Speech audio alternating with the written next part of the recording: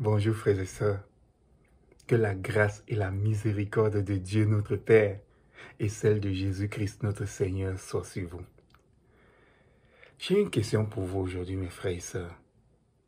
Quel est, selon Dieu, le symbole de la réussite? Est-ce la prospérité, l'abondance des biens et des richesses en ce monde, comme le promet un grand nombre de pasteurs et prédicateurs? Est-ce la santé physique et la joie que nous procure d'avoir une belle et grande famille unie? Qu'est-ce qui pourrait faire que Dieu soit fier de nous et qu'il se dise que nous avons réussi notre passage sur terre? Voyez-vous, mes frères et sœurs, lorsque les gens sont riches et ont des biens matériels, ils se disent bénis de Dieu. Ils croient que Dieu les agrée et donc se disent qu'ils sont en train de réussir leur passage sur terre. Bien sûr qu'un signe de la bénédiction de Dieu, c'est ne manquer de rien. Mais être riche et avoir beaucoup de biens peut très vite devenir un piège dans notre marche avec Dieu. Voilà pourquoi un sage d'Israël, dans le livre des Proverbes, au chapitre 30, les versets 8 et 9, dit, en s'adressant à Dieu, « Ne me donne ni pauvreté, ni richesse. Accorde-moi le pain qui m'est nécessaire, de peur que, dans l'abondance, je ne te réunis et ne dise, qui est l'Éternel, ou que dans la pauvreté, je ne dérobe et ne m'attaque au nom de mon Dieu. » Donc il dit, ne me donne ni richesse ni pauvreté. Donne-moi juste ce qu'il faut, de peur que je ne te réunis et arrête de marcher dans les sentiers qui mènent à toi. Et nous savons tout ce qui est arrivé à Salomon, ce roi à qui Dieu a donné richesse et sagesse. Nous savons comment l'abondance l'a détourné de Dieu, si bien qu'à la fin de sa vie, il a été rejeté par Dieu. Quand les pasteurs et les prédicateurs attirent les fidèles en leur faisant miroiter les richesses de ce monde, je me demande si nous lisons dans la même Bible.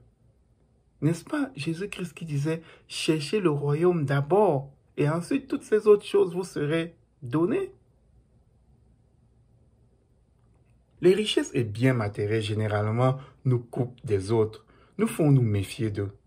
On se met à les regarder de haut jusqu'à les mépriser. Et la plupart du temps, on se fie à nos richesses pour nous sortir des situations difficiles, abandonnant ainsi ce qui est le plus important, se confier à Dieu pour nous sortir de ces situations critiques. Puis, à la fin de notre vie, on se retrouve dans la situation du riche, de la parabole du riche et du pauvre Lazare, regrettant ce que nous avons fait de notre vie. Maintenant, est-ce qu'avoir une grande famille unie est synonyme d'avoir réussi son passage sur la terre? Il est vrai que Dieu promet à ceux qui croient en lui, par exemple Abraham, Isaac et Jacob, il leur promet une grande famille, une famille aussi nombreuse que les étoiles du ciel. Mais est-ce que Dieu les bénit à la fin de leur vie pour avoir eu ses enfants et les avoir gardés unis? Non, au contraire. Avoir une grande famille et faire tout pour la garder unie peut nuire à notre relation avec Dieu.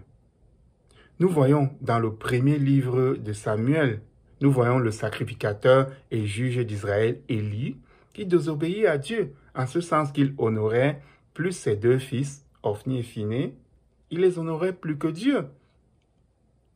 Alors, l'Éternel le punit sévèrement pour cet amour pour ses enfants, car en aimant ainsi aveuglément ses enfants, il ne leur sanctionnait pas leur faute. Et pour la petite histoire, Dieu punit cet homme pas parce que il avait cet amour pour ses enfants, mais c'est parce que cet homme-là avait fait de ses enfants des sacrificateurs, donc des personnes qui représentaient Dieu auprès du peuple. Alors, ces enfants-là représentaient mal Dieu auprès du peuple. Au lieu que leur père sanctionne leur faute, il ne sanctionna pas. C'est ça qui énerva vraiment Dieu pour punir cet homme sévèrement. Et puis un jour, il a fait mourir ces deux enfants-là et puis le père en même temps. Tout simplement parce que l'amour aveugle pour lui et en voulant avoir une famille unie, il ne punissait pas ses enfants, il ne les a pas enlevés de ce rôle de sacrificateur. Et il était en train de dénigrer ainsi le nom de Dieu. Donc, il a négligé de faire respecter la justice de Dieu. Et puis, souvenons-nous que Jésus dit quelque part, « Celui qui aime son père ou sa mère plus que moi n'est pas digne de moi. Et celui qui aime son fils ou sa fille plus que moi n'est pas digne de moi. » On peut voir ça dans l'évangile de Matthieu au chapitre 10, le verset 37. Donc oui, essayer d'avoir une famille unie à tout prix peut nuire à notre relation avec Dieu et peut nous détourner de Dieu. Ainsi donc, c'est chez les non-croyants qu'on exhibe ses biens matériels et ses richesses comme étant le symbole de la réussite de son passage sur la terre.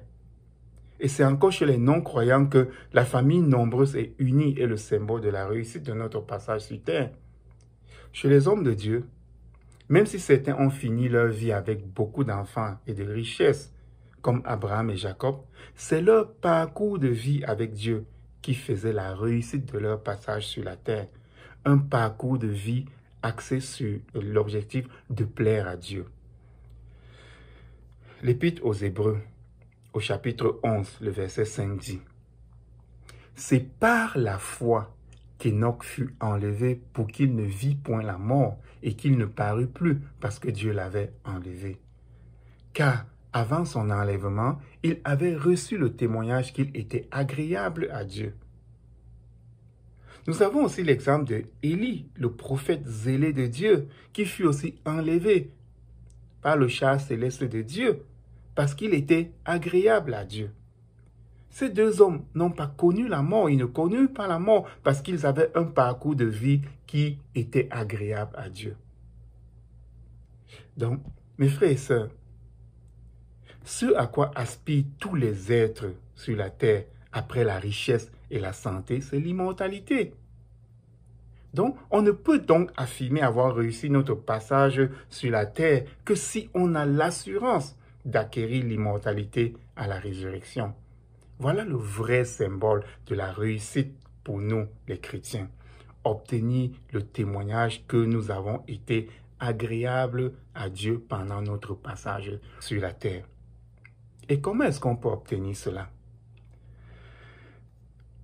Je lisais un jour dans les psaumes, et puis j'ai découvert ce psaume 15 du prophète et roi David, et ça nous donne une réponse à la question que je viens de poser. Ce psaume dit ceci, « Ô Éternel, qui séjournera dans ta tente, qui demeurera sur ta montagne sainte?